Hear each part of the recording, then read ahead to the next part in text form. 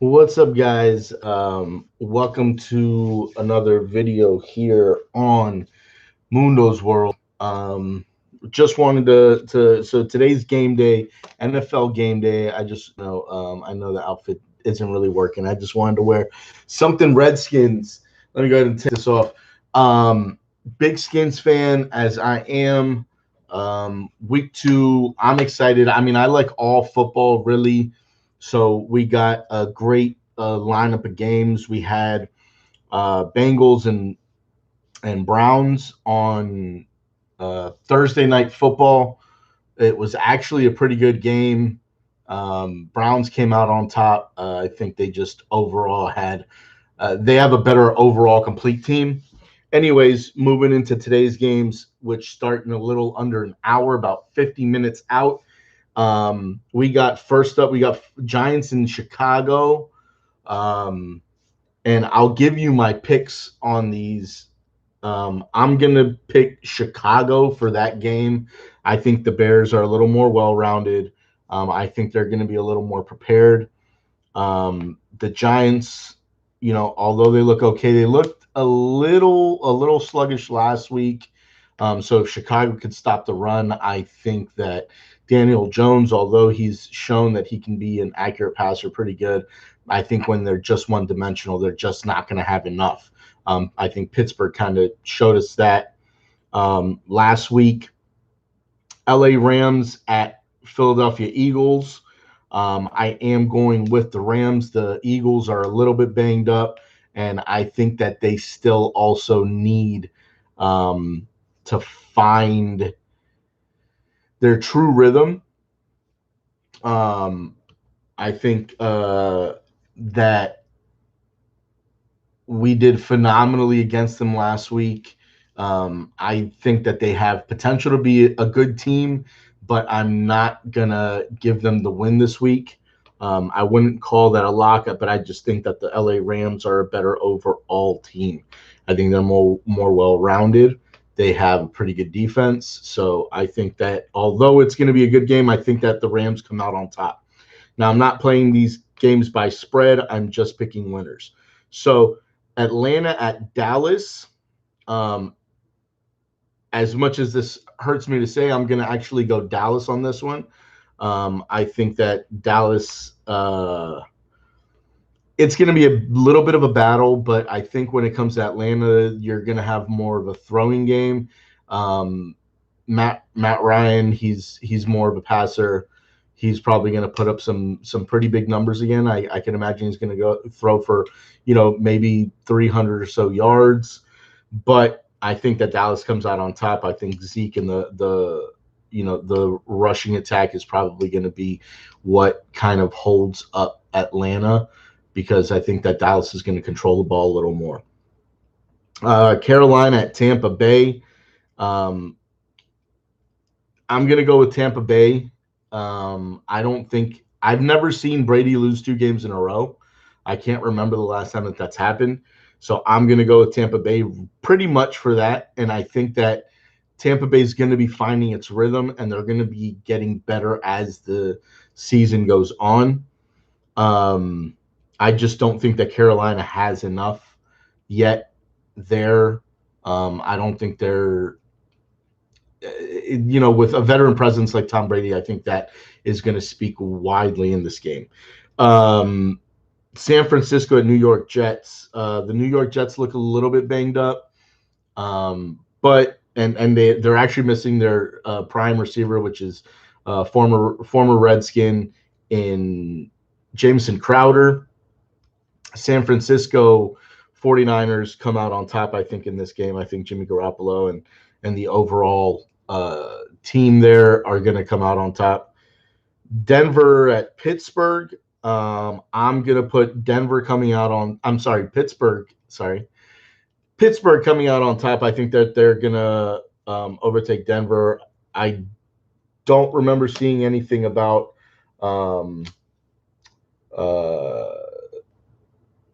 what's his name? Big Ben in the injury report.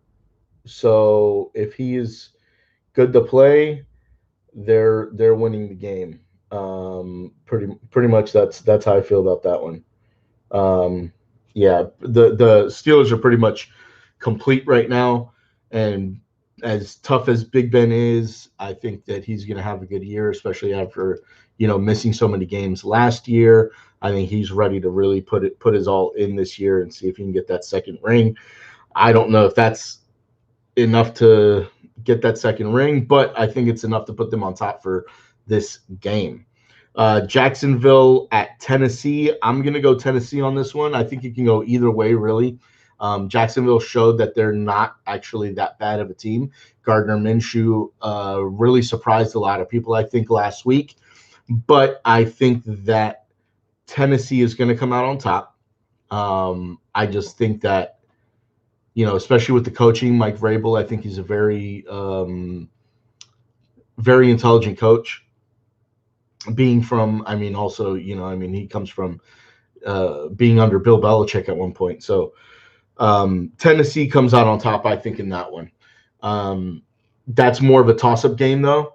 So, like, if you're putting bets down, if you're doing, like, parlays, maybe that wouldn't be one of the ones to put down. Same as, like, that Dallas game. Me, personally, Tampa Bay is also probably going to be a little bit of a closer one as well. The Philly game also is one of those where it's like, but there's going to be a lot of close games this week. Moving on, Detroit at Green Bay. I think that Green Bay comes out on top. I think Aaron Rodgers is going to have a great year. I think he's going to pretty easily breeze into the playoffs, to be honest with you. I think that they're going to be at the top of their division. I just don't think that Detroit's a strong enough team. I believe they actually lost it out last week to the Bears. So I think that the Green Bay Packers are a better team than Chicago Bears. And that's me personally. Just, nothing against either city. I just think that Green Bay is going to be a better squad, or is a better squad. So Green Bay on that one. Buffalo at Miami. I'm going to go Buffalo all the way on this one. I think that they're also another more well-rounded. I think Miami's still trying to find, what their chemistry and, what it is that they can really bring to the table. Minnesota at Indianapolis. I'm going to go Minnesota all the way on this one as well. Although I am a bit of a fan of, what's his name? Philip Rivers. I'm going Minnesota all the way. I think that Kirk Cousins is going to have a heck of a game. I am not a huge Kirk Cousins fan after he left the Redskins. That's more for just kind of out of spite, I think. But I do think he's a good quarterback. I think he's going to have a good week. And Minnesota's going to take the win, I think, on that one. Now we got the later games, and we got Washington at Arizona. I think that Washington football team, or as I say, my Redskins, because they are forever Redskins, it's going to be a very tough. I think it's going to be an uphill battle for the Redskins this week. I can't wait. I'm very excited to see how Dwayne Haskins is going to do this week. I want to see consistency from this team, something that we haven't seen years and years, up until this point.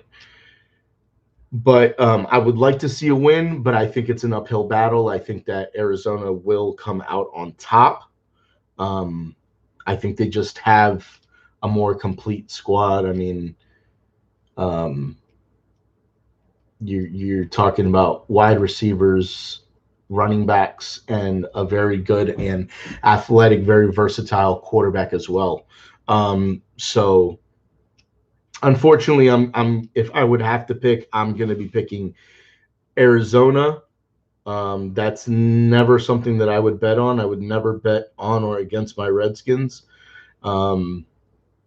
But that would be my pick. Baltimore at Houston. I think Baltimore is going to easily take that one. Baltimore is just a hell of a squad. I'm not going to put down by any means Houston. I think Houston's a great team, but I just don't think that they're really going to be able to. I don't think they have enough to stay in it with Baltimore, um, especially now. I mean, how things are on their team, they're lacking in the wide receiver core. So, um, yeah, I'm going to go with Baltimore on that one. Kansas City at LA Chargers. I think there's going to be very little games that Kansas City's going to lose this year. So I'm going to go with Kansas City on this one. You're talking about, you know, potentially like, I think we have what might be like the next Tom Brady, but even more well-rounded. In Patrick Mahomes, he's probably going to be probably like the top quarterback for years to come.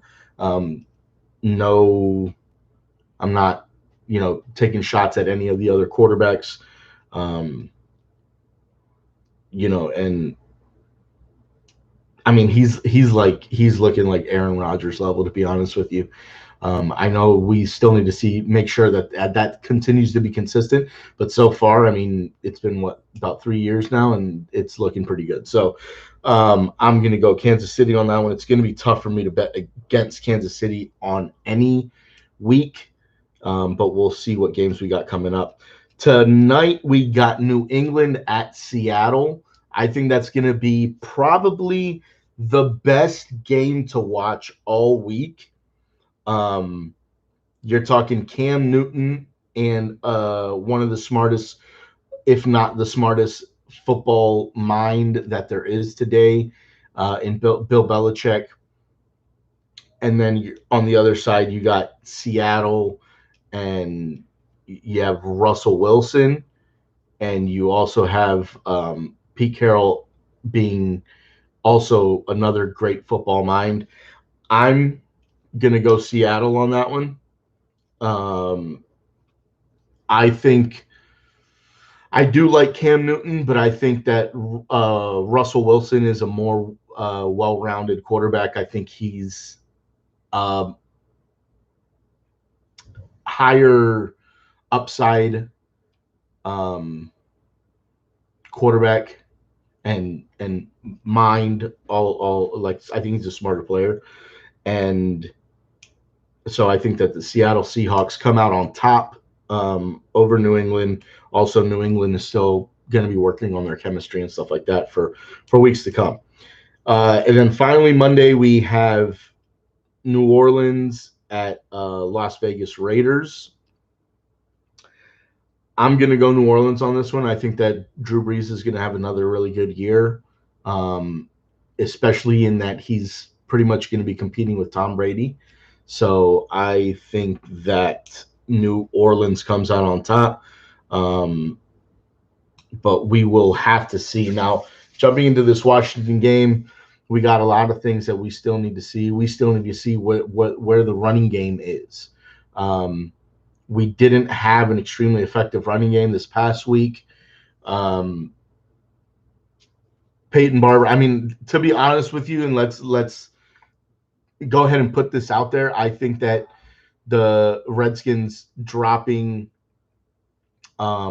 Adrian Peterson was one of the dumbest things that they could have done. Look at him on Detroit, what he's doing now. He was averaging, I think, like 7 or 6 point something yards a carry. So that consistency that you get out of Adrian Peterson is hard to come by. I'm not knocking what's his name, Peyton Barber.